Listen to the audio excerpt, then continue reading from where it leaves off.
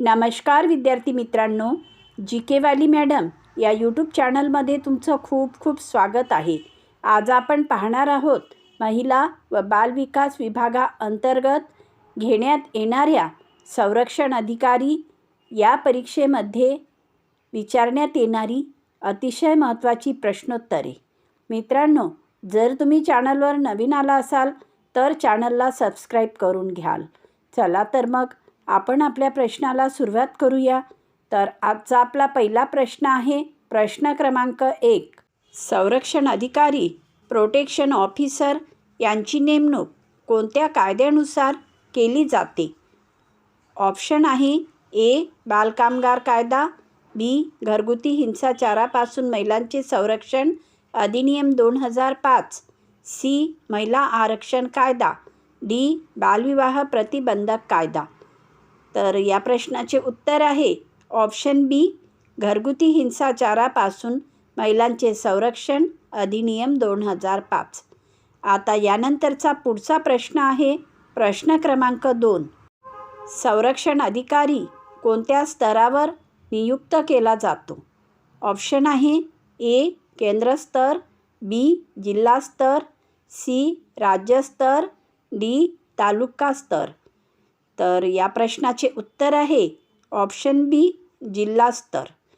आता पुढचा प्रश्न घेऊया प्रश्न क्रमांक 3। संरक्षण अधिकारी कोणत्या पीडित महिलांसाठी कार्य करतो?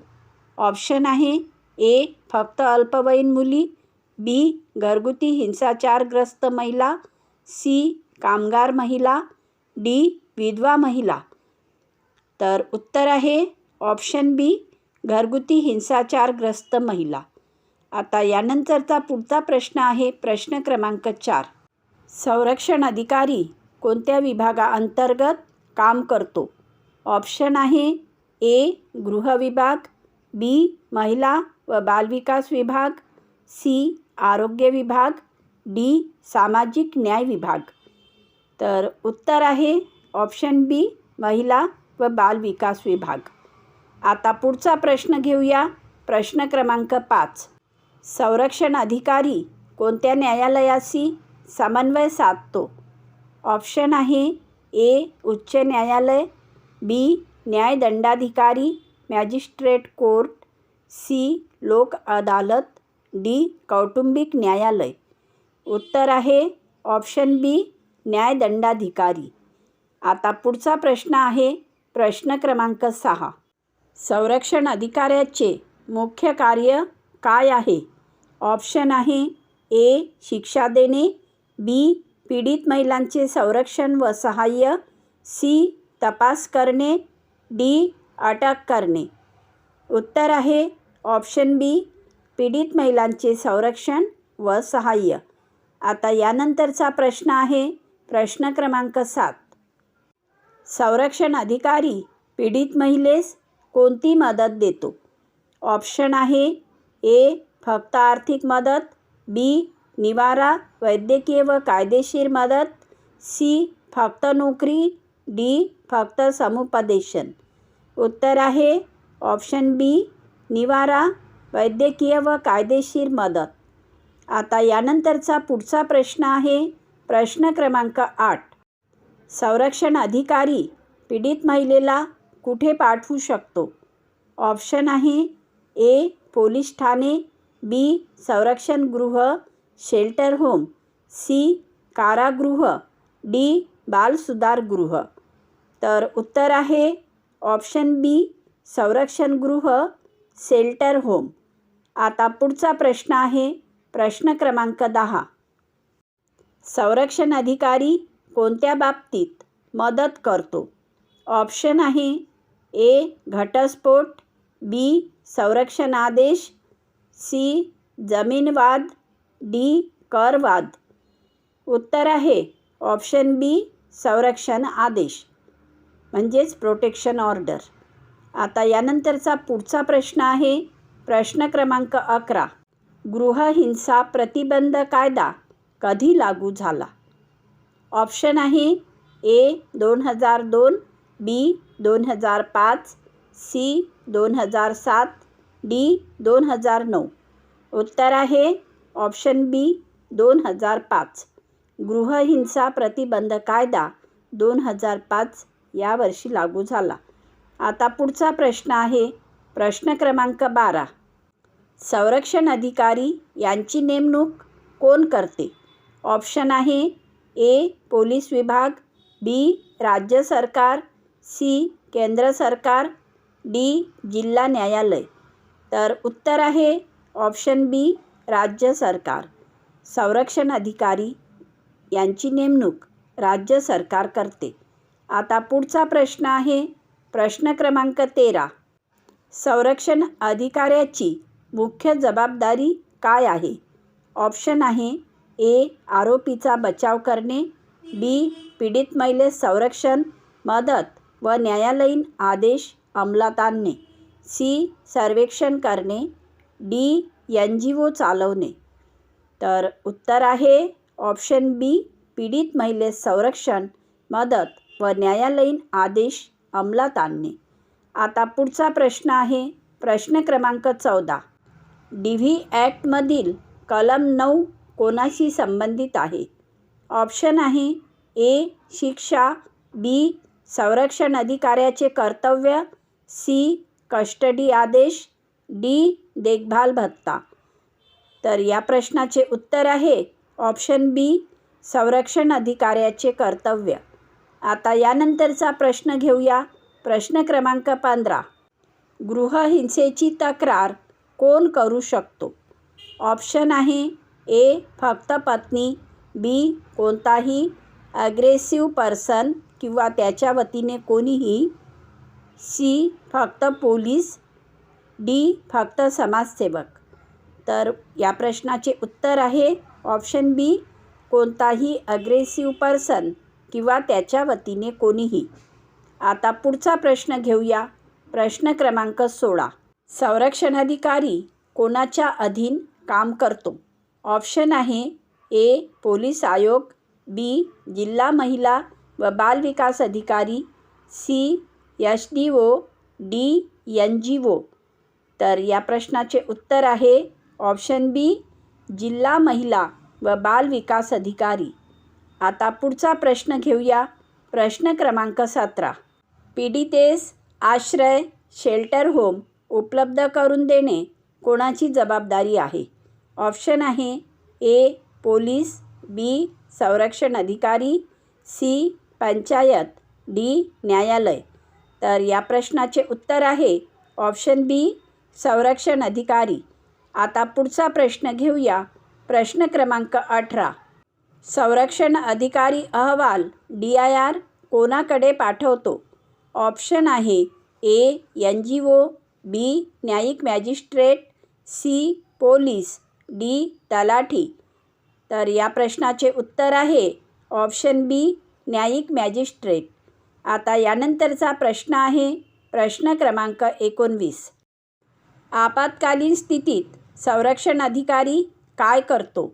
ऑप्शन आहे ए आरोपीला अटक, बी पीडितेस त्वरित वैद्यकीय मदत व FIR प्रक्रिया करणे, सी घटस्फोट देणे, डी दंड आकारणे. तर या प्रश्नाचे उत्तर आहे ऑप्शन बी पीडितेस त्वरित वैद्यकीय मदत व FIR प्रक्रिया करणे. आता यानंतरचा प्रश्न घेऊया. प्रश्न क्रमांक 20. गृहहिंसेची व्याख्या कोणत्या कलमात आहे? ऑप्शन आहे ए कलम 4, बी कलम 3, सी कलम 7, डी कलम 12. तर उत्तर आहे ऑप्शन बी कलम 3. आता पुढचा प्रश्न आहे प्रश्न क्रमांक 21. संरक्षण अधिकारीची नियुक्ती कोणत्या अधिनियमांतर्गत केली जाते? ऑप्शन आहे ए बालहक्क संरक्षण अधिनियम, बी घरगुती हिंसाचारापासून महिलांचे संरक्षण अधिनियम 2005, सी महिला सशक्तीकरण अधिनियम, डी दत्तक विधान अधिनियम.